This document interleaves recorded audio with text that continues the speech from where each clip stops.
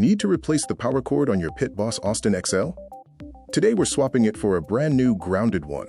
We'll walk it in clean technical diagrams to see the repair from angles that are hard to catch on camera. It's an easy job, about 20 minutes with a Phillips screwdriver and a small socket for the ground screw. Let's get into it.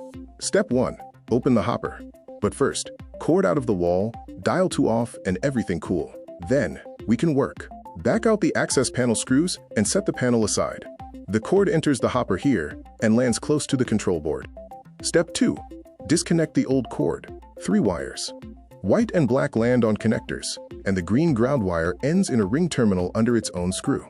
Photo the layout. Pull the 2 connectors and back the ground screw out. Save that screw. Step 3. Free the old cord where it passes into the hopper wall and pull it all the way out. Before the new one goes in, give the empty entry point a look. The hole should be smooth. No burrs, nothing sharp, waiting to chew on a jacket. Then feed the new cord through the same passage. The jacket should slide in cleanly with nothing biting into it. That clean pass is what keeps this repair from repeating itself. Step 4. Land the new leads, white and black onto their connectors, and the green ring terminal back under its screw, snug against bare metal. That ground is the whole safety story of a 3-prong cord. It doesn't work loose, and it doesn't work painted. Time to prove it. Route the cord away from every hot surface. The manual is firm on that. Plug in and press power. The screen lights. Run a startup and let the igniter pull its 200 to 700 watts. A healthy cord and outlet won't blink.